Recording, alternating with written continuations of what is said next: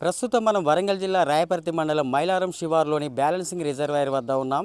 ఈ రిజర్వాయర్పై ఆధారపడి అనేక మంది మత్స్యకార కుటుంబాలు జీవనం కొనసాగిస్తున్నాయి.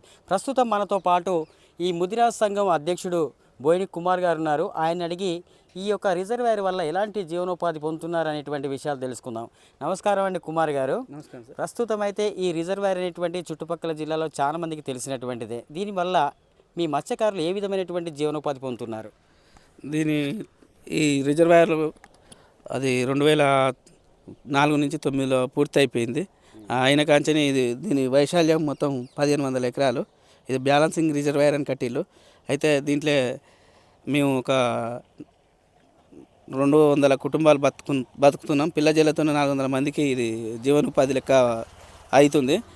ప్రస్తుతానికి రోజువారీ కూలీ వస్తుంది. ఇలా వేరే పనులకు పోకుండా దీని మీద పట్టుకొని రోజు నడుస్తుంది మాకు.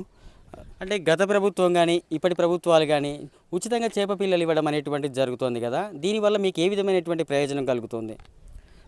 చేప పిల్లలు ఇవ్వడం చాలా మంచి ఆలోచన ప్రభుత్వానికి. అయితే అది గత ప్రభుత్వం 9,12,000 పిల్లి ఇచ్చింది. కాకపోతే ఈ ప్రభుత్వం 4.5 లక్షలు ఇచ్చింది. ఇన్ని రోజులు గత ప్రభుత్వం పోసిన పిల్లలే వాటి మీదనే జీవనాధారం సాగింది. మరి తక్కువ ఇచ్చింది గవర్నమెంట్. ఇంకా వచ్చే సంవత్సరం అయినా కూడా పూర్తిగా 9 లక్షల పిల్లలు ఇవ్వాలని గవర్నమెంట్ కోరుకుంటున్నాం. అంటే ఇక్కడ ఈ రిజర్వాయర్ వద్ద రోజుకి ఎన్ని క్వింటాల చేపలు పట్టడం జరుగుతుంది, ఎక్కడ అమ్మడం జరుగుతుంది? రోజువారీ అంటే మినిమం 5-6 క్వింటాల దాకా, నీళ్ళు బాగున్నప్పుడు 4-5 క్వింటాలు, నీళ్ళు తక్కువ ఉన్నప్పుడు 5-6 క్వింటాలు పట్టడం జరుగుతుంది. అంటే ఈ బ్యాలెన్సింగ్ రిజర్వాయర్ అంటే కనీసం ఈ నీటిని పంట పొలాలకు కానీ ఇలాంటివి కాకుండా ఈ ప్రాంతంలో భూగర్భ జలాలు నిల్వ ఉండడం కోసం వీటిని ఏర్పాటు చేశారు. కానీ ఎక్కువ ప్రయోజనం మాత్రం మీ మత్స్యకారులకే కలుగుతుంది. కలుగుతుందంటే గవర్నమెంటు ఇది మంచి పని చేసింది. కాకపోతే ఏంటంటే ఇచ్చే సీడ్ అయితే సకాల టైంకి ఇయ్యక కొంచెం ఆగస్టు సెప్టెంబర్ ఈ నెలలలో ఇచ్చుడు వల్ల అది పూర్తిగా పెరగకపోవడం, మళ్ళీ బ్యాలెన్సింగ్ రిజర్వాయర్ నింపినప్పుడు నీళ్ళు ఎక్కువై మళ్ళీ అది నీళ్ళు తీసేటరకు కిందికి వెళ్ళిపోతుంది. అది ఇచ్చేదేదో జూన్ జూలై నెలలు ఇస్తే బాగుంటుంది పిల్ల. అంటే మొత్తం ప్రభుత్వం ఇచ్చేటువంటి చేప పిల్లలపైన ఆధారపడుతున్నారు, లేక మీరు ఏమైనా కొనుగోలు చేసి అందులో పోయడం జరుగుతుందా? మేము ప్రతి సంవత్సరం 4.5-5 లక్షలు పోసుకుంటాం. గవర్నమెంట్ పోయిన సంవత్సరం ఎంత ఇచ్చింది? 9,12,000 పిల్లి ఇస్తే 4 లక్షల పిల్ల కొనుక్కు పోసుకున్నాం. మరి ఈ సంవత్సరం కూడా గవర్నమెంట్ 4.5 లక్షలు ఇచ్చింది. 4.5 లక్షలు ఇచ్చింది, కానీ అది 9 లక్షల పిల్లి ఇస్తుంది కదా, అది సరిపోతుంది అనుకొని తక్కువనే పోసుకున్నాం. మళ్ళీ 4.5 లక్షలే పోసుకున్నాం. అంటే ఎక్కువగా ఈ రిజర్వాయర్లో ఏ రకమైనటువంటి చేప పిల్లలు పోస్తున్నారు? రవ్వు వచ్చేసి బొచ్చ, పులస, ఈ 3 పోసుకుంటాం. ఈ 3 ఒక్కోది సైజు ఎంతవరకు వస్తుంది?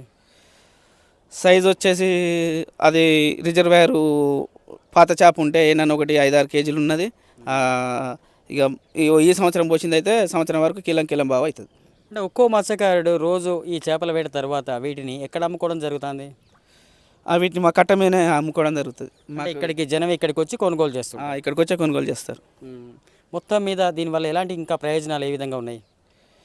భవిష్యత్తులో మంచి ముదిరాజులను మంచిగా ఆదుకోవాలంటే గవర్నమెంట్ నాణ్యతమైన పిల్లి ఇవ్వాలి. మళ్ళీ ఇంకొకటి ఏంటంటే 9,12,000 పిల్ల ఖచ్చితంగా ఇస్తేనే ఇంత రిజర్వాయర్ సరిపోతుంది. అంటే ఇప్పుడు చేప పిల్లలు పోసేటువంటి క్రమంలో కొన్నిసార్లు పిల్లలు చనిపోవడం అనేటువంటిది జరుగుతుంది. దీనివల్ల ఎలాంటి ఇబ్బందులు ఏమన్నా? చేప పిల్లలు పోస్తే చనిపోతే ఇంతకుముందు గతంలో ఒకసారి చనిపోతే మీడియా వాళ్ళని పిలిపించి చెప్పినాం. మళ్ళీ వచ్చినాయి, కానీ వీళ్ళకు ఇలా ఇవ్వకుండా డైరెక్ట్ ఈ సంఘాల వారికి ఒప్పచెప్తే ఈ పని డైరెక్ట్ ఎక్కడికైనా పోయి కొనుక్కొచ్చుకుంటారు. మనీ లెక్క ఒప్పచెప్తే నాణ్యతమైన పిల్ల కొనుక్కొచ్చుకునే అవకాశం ఉన్నది అనుకుంటున్నా. రోజుకు ఒక్కో మత్స్యకారుడు ఎంతవరకు సంపాదించేటువంటి అవకాశం ఉంది? వాటర్ ఎక్కువ ఉన్నాయి. రోజువారి కూలీ 1000 నుంచి 1,500 రావచ్చు, లేదా 500 రావచ్చు, అదృష్టం దాన్ని.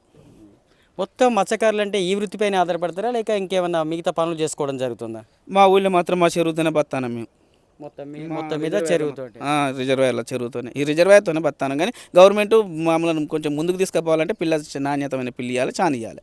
కేవలం చేపలు పట్టడం పైనే కాకుండా ఏదైనా మార్కెట్ లాంటిది ఏర్పాటు చేసుకోవాలనే ఆలోచన ఏమైనా ఉందా మీకు? ఉంది. గవర్నమెంట్ దృష్టికి ఇంతకుముందు మంత్రి గారు దయాకర్ రావు వచ్చినప్పుడు కూడా ఆయన మందలిచ్చి చూసినాం. సార్ మాకు ఒక మార్కెట్ మన బస్టాండ్ కాడ కట్టియాలి సార్ అంటే సరే అన్నారు. ఇంతలోకి ఎలక్షన్లు జరిగినాయి, ఆ ప్రాసెస్ అంతటితోనే ఆగిపోయింది. అంటే ప్రస్తుత గవర్నమెంట్ పరిస్థితి మీకు ఏ విధంగా చూపిస్తుంది అనుకుంటున్నారు? ఇప్పుడున్న గవర్నమెంటా ఇక దాని గురించి మనం ఇప్పుడే చెప్పలేము, ఎందుకంటే అది ఈ సంవత్సరం వచ్చింది, 2-3 సంవత్సరాలు దాన్ని బట్టి చేసుకుంటున్నాం వాళ్ళ గవర్నమెంట్ ముచ్చట ఇప్పుడు మనం చెప్పలేము. కాకపోతే మాకు ఈ సంవత్సరం 4,00,000 ఇచ్చింది, వచ్చే సంవత్సరం కాక 9,15,000 పిల్లి ఇవ్వాలని గవర్నమెంట్ని కోరుకుంటున్నాం.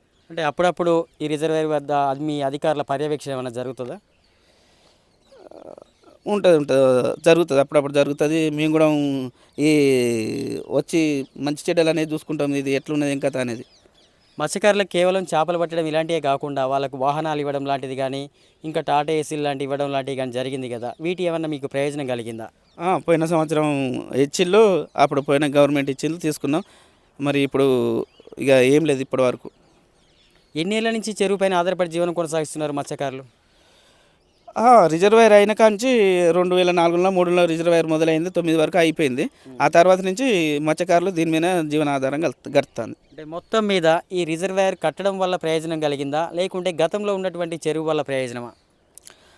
ఇప్పుడు రిజర్వాయర్ ఉండుడే, అప్పుడు గతంలో చెరువు అంటే అంత ఎండిపోయి దగ్గరకు వచ్చినప్పుడు ఒకసారి ఉండేది. ఇప్పుడు రిజర్వాయర్ ఉండు వేరే పనికి పోకుండా దీని మీద జీవనాధారం ఇలా తీసుడు అవుతుంది. అంటే నీళ్లు చాలా ఎక్కువ మొత్తంలో ఉంటాయి కదా, మరి ఇక్కడ చేపల వేట అనేటువంటిది ఏ విధంగా జరుగుతుంది? ఈ నీళ్ళ గురించే మొన్న ఎమ్మెల్యే మేడం గారు వచ్చారు, వాళ్ళని మందలిచ్చి వినతి పత్రం కూడా ఇచ్చినాం వారికి. ఈ రిజర్వాయర్కి అక్కడక్కడ మేము దిగి చేపలు పట్టుకోవడానికి సీసీ రోడ్ లెక్క ఇట్లా డ్యామ్ లెక్క పోయాలి, 4 దుక్కులు పోయండి మేడం అని వినతి పత్రం ఇచ్చినాం మేడంకు. కాకపోతే ఏంటంటే ఈ ఏప్రిల్ నెలల పంటలు ఉడవంగానే ఈ నీళ్ళు కొంచెం తగ్గించినట్టయితే ఇంకా ఉపాధి బాగా కలుగుతుంది, చేపలు బాగా దొరుకుతాయి. రిజర్వాయర్ నిర్మించడం వల్ల మీ యొక్క కుటుంబ సభ్యులలో ఆనందం ఎలా ఉంది?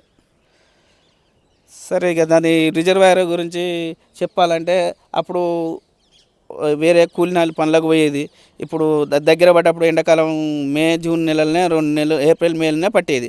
ఇప్పుడు ఈ రిజర్వాయర్ ఉంది కాబట్టి మాకు ఇది ఉందనే ధీమతోని ఉన్నాం. ఇదండి ప్రస్తుతం అయితే పరిస్థితి. ఈ రిజర్వాయర్ నిర్మాణం వల్ల మా కుటుంబాలు ఆనందంగా ఉంటున్నాయని మత్స్యకారుల సంఘం అధ్యక్షుడు బోయిన కుమార్ గారు చెబుతున్నారు.